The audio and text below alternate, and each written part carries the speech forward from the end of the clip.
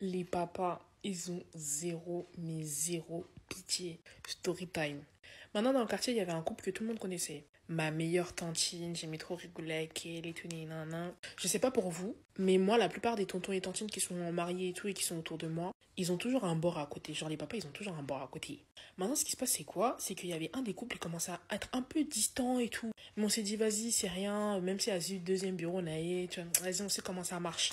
Maintenant, le mec, c'était quoi? À base de tous les mois. Oh, Nakekin, Nakekin, Nakekin.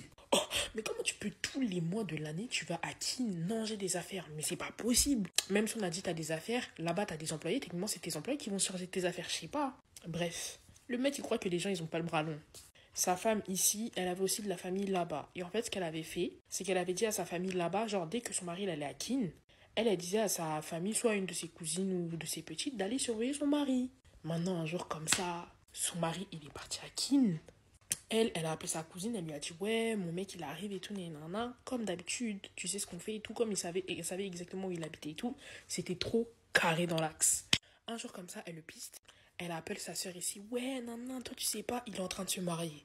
Oh, comment ça il est en train de se marier? Oh non, là dans le quartier c'est en train de jazzer et tout, là j'ai demandé à des gens et tout, et il y a des informations comme quoi ils vont faire la dot tel jour, nanani, nanana. Elle, la petite au bled, elle avait toutes les informations nécessaires. J'ai fait what?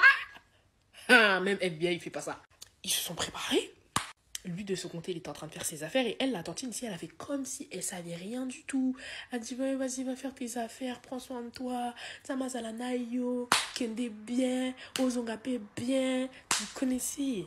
La petite sœur, qu'est-ce qu'elle a fait? Elle a pris tous ses cousins, tous ses frères et tout. Nanana. Le jour où ils ont allé faire la dot dans la famille de l'autre meuf, là. Bakita Nanda Kwana. C'était chaud, ma vie, quand on nous a raconté, j'ai dit, nah, j'aurais dû être là, pétage. Ils sont arrivés, yo, balande qu'on a sur la poteau. Et bon, aussi, comme qu'on balade, mon soir, alors qu'on s'y balade la poteau. Eh, nanana, les autres, qu'on bêta, yo, elle est c'est chaud, la chose, je fais, eh. Ma comme, oui, bimi, wana, donc, tout le monde dans les pétages, tout le monde commence à crier, hein, bah, ils ont tout bousillé, les gars. Le pélo est sa meilleure veste. Ma vidéo Ibima, il y avait les vidéos, les photos. Sa meilleure veste et tout. C'est pas, il a reconnu que c'était la famille de sa femme quand il est revenu en Europe. Et comment il était archi énervé contre sa femme. Déjà qu'on savait qu'il battait sa femme. Moi, nous, elle nous a pas dit. Mais moi, franchement, je pense qu'il a dû vraiment la cabosser. Ça me fait trop mal au cœur. Mais en plus, après, on avait quoi? Il avait des enfants avec l'autre. En fait, il avait une famille, une vie de famille, une vraie famille. Donc, quand lui, il allait tous les mois au bled, il allait pas pour les affaires, il allait pour sa deuxième famille. Et c'est une. Les gars, les hommes, ils sont tellement mauvais qu'il y en a qui arrivent au stade où elles changent de bord. Story time. Il y avait une maman comme ça. Quand je vous dis qu'elle a enchaîné les déceptions amoureuses, j'ai jamais vu ça de toute ma vie. Vraiment, à chaque fois, depuis sa jeunesse, elle a jamais rencontré d'homme où elle s'est dit, ouais, non, vraiment, là, je suis tombée sur l'homme charmant. Jamais. Jusqu'au jour où le ciel a entendu ses prières, elle a rencontré un homme bien.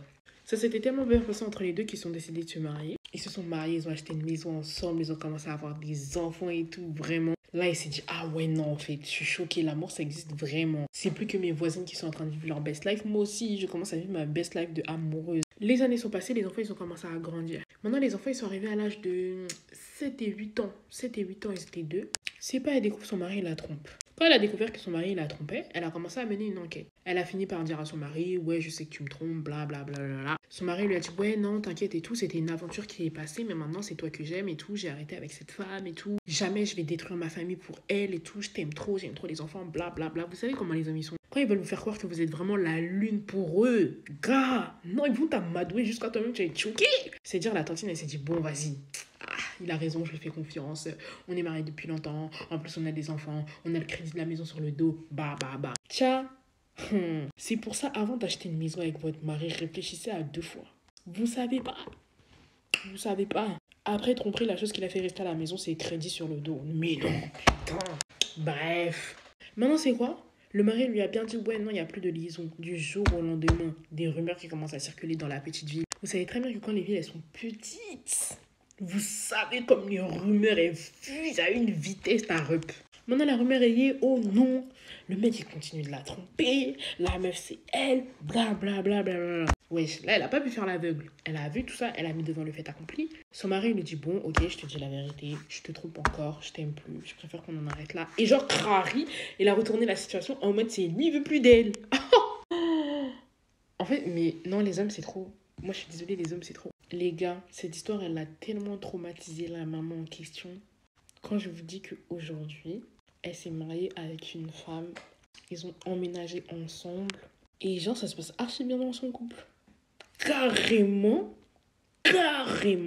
elle est passée de hétéro à l'alphabet. Est-ce que vous vous rendez compte?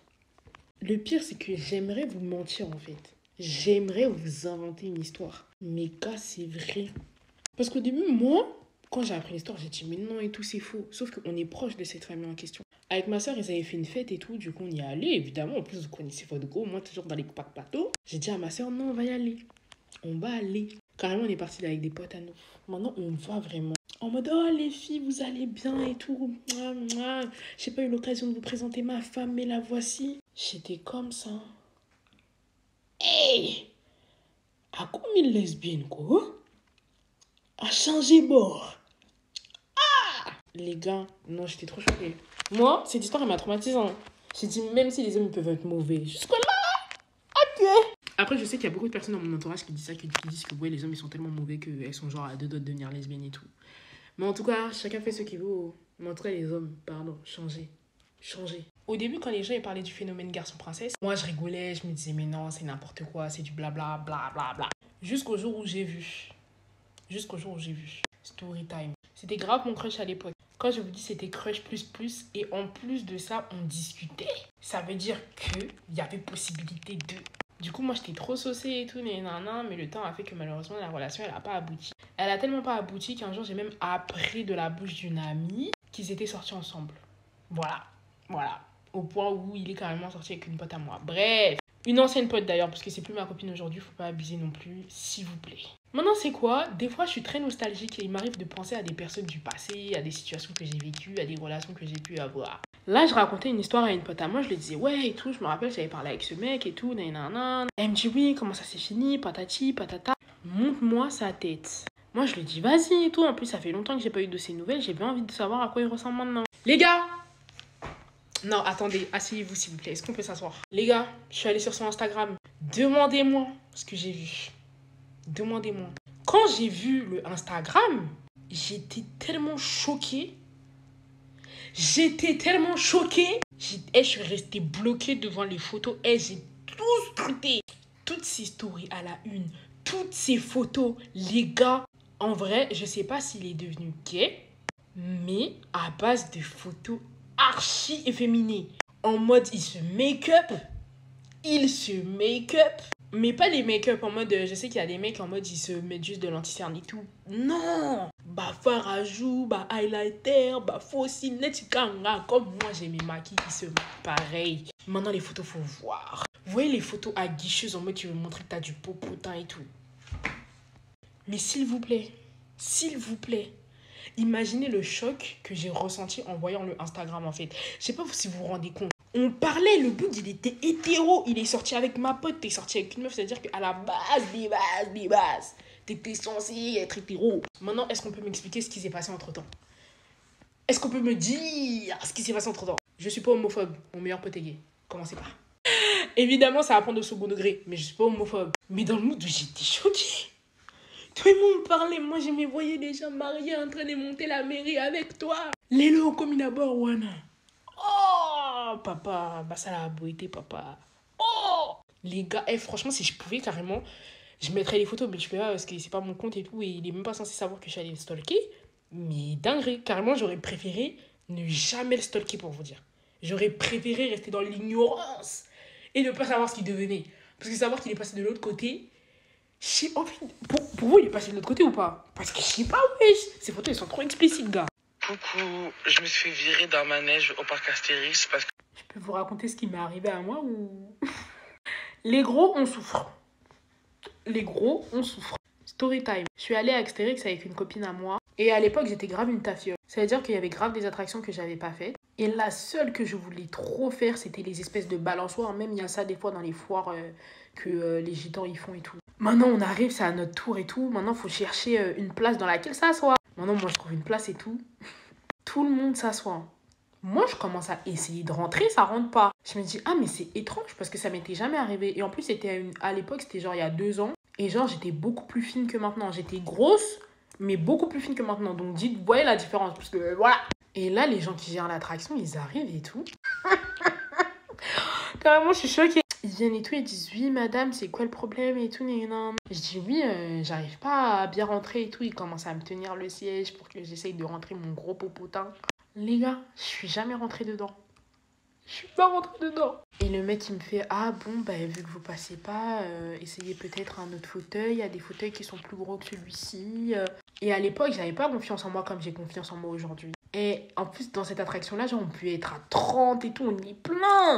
Tout le monde avait les yeux rivés sur moi, genre en mode... Et j'avais tellement honte. J'ai dit non, c'est pas grave et tout. Je suis partie. Je suis jamais revenue. Et depuis ce jour-là, je suis jamais retournée à Astérix. Ça m'a trop traumatisée. Mais en tout cas, on a compris les attractions. On a compris que vous n'aviez pas fait ça pour les gros. Merci.